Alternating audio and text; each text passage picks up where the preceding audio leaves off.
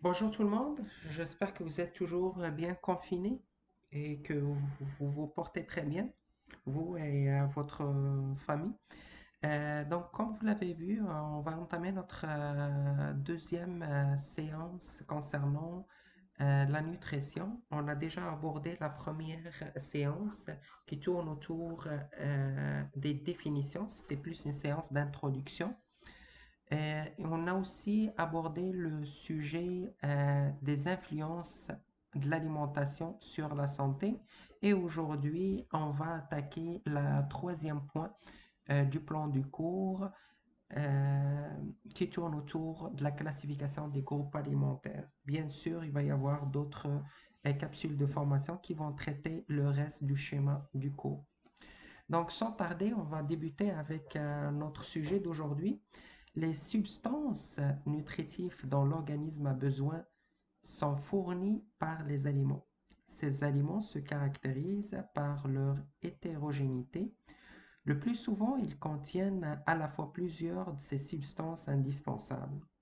Cependant, pour un aliment donné, la quantité de ces substances varie avec la nature de celle-ci.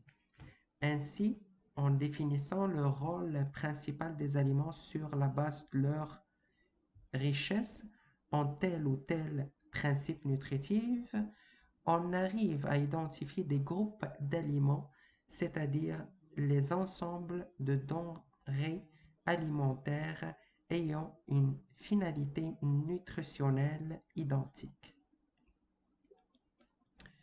Actuellement, la préférence est donnée à la classification en 6 groupes.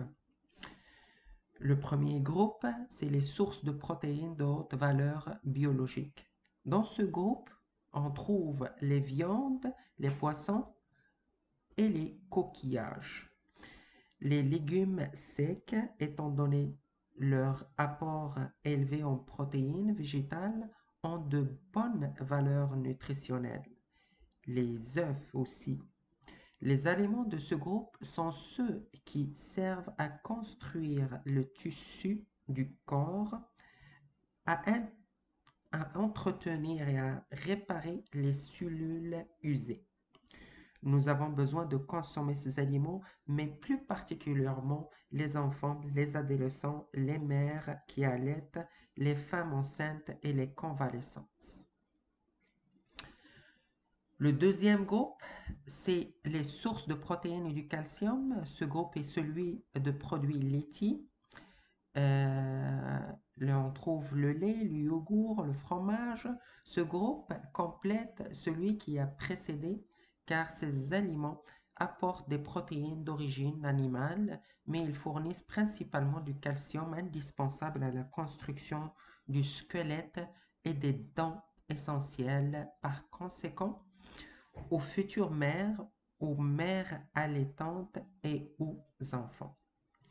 Le troisième groupe, il s'agit des aliments riches en acides gras essentiels et vitamines liposolubles, corps gras d'origine animale et végétale comme le beurre, l'huile, les fruits, les amandes.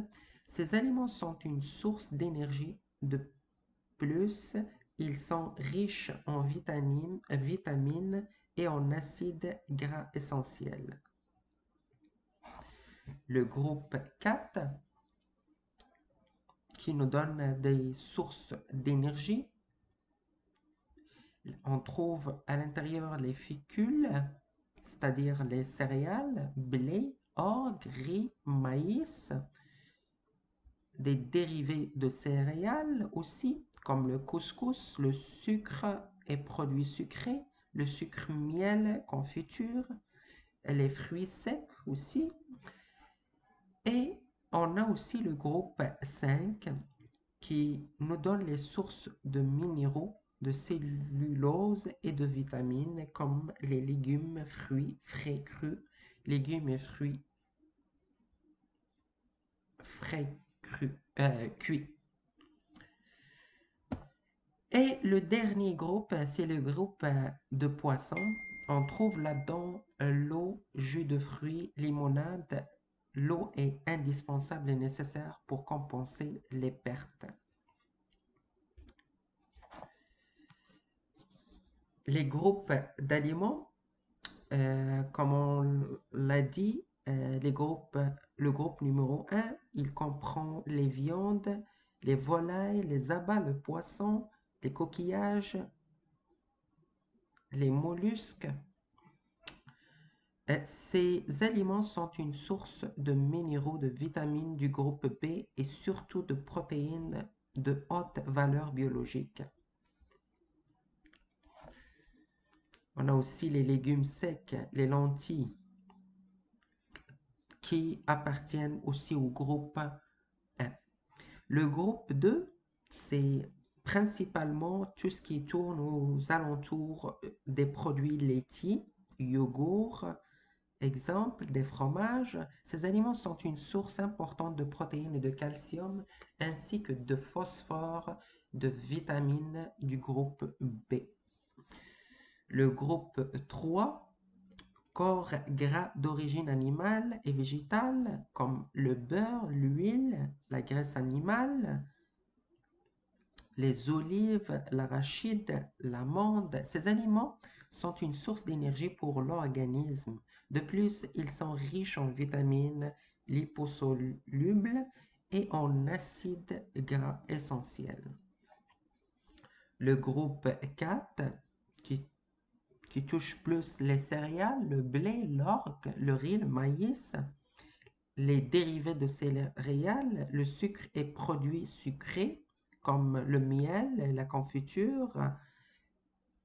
On a aussi les fruits secs et fruits amylacés. Ces aliments sont essentiels à fournir de l'énergie. Par ailleurs, ils apportent des protéines et des vitamines du groupe B. Aussi, ces aliments sont constitués de glucides à 90%. Ils sont donc une source d'énergie fiable. Les produits secs, les fruits secs sont riches en glucides, mais apportent également des minéraux et des vitamines. Le groupe avant-dernier, le groupe 5, légumes et fruits, que ce soit des légumes et fruits crus ou cuits. Ce groupe d'aliments est une source de minéraux, de cellulose et de vitamines C, A, B. Les légumes et fruits crus sont beaucoup plus riches en vitamine C que ces mêmes aliments cuits. Donc, il y a une préférence pour les légumes et fruits crus que cuits parce que ceux qui sont cuits, des fois, ils perdent leur valeur nutritive. Et dernièrement, le groupe 6, tout ce qui touche les boissons comme l'eau, le jus de fruits, le sirop, les boissons aromatiques, le thé, le café, soda, limonade, tonique, tisane. L'intérêt nutritif varie en fonction de la composition de la boisson seule. L'eau est véritablement nécessaire pour compenser les importantes pertes de liquide du corps humain. Donc, on a mis à votre disposition des tableaux qui regroupent les différents points, que ce soit les avantages et les inconvénients, que ce soit les conseils d'achat, la durée de la conservation à partir de l'achat et enfin la digestibilité. Pour chacun des groupes, donc je vais vous laisser le soin de les consulter à tête reposée. Donc je ne vais pas trop développer ce volet-là. Je vais vous laisser le temps de les regarder à tête reposée. Puis n'hésitez pas, si vous avez des questions, à nous écrire ou à nous poser les questions via les différentes façons de faire qui sont déjà préétablies. L'information est disponible pour le groupe 1, pour le groupe 2 qui touche tout ce qui a rapport avec les produits laitiers, Le groupe 3 qui touche tout ce qui a rapport avec le beurre, les huiles. Le groupe 4 qui touche tout ce qui a rapport avec les céréales, la farine, le blé.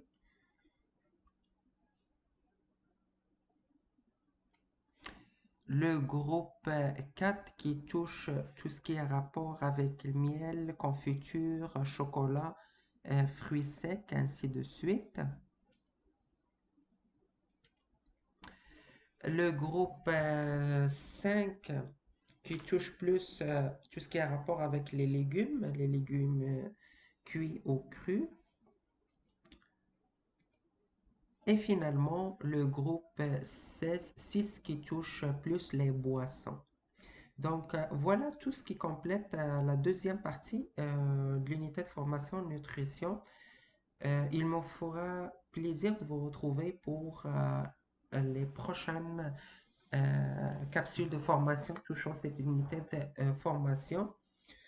En attendant de vous retrouver la semaine prochaine pour la même unité de formation, je vous souhaite une très belle journée. Puis n'hésitez pas, comme je l'ai mentionné auparavant, si vous avez des questions, on est là pour y répondre. Merci et bonne fin de journée.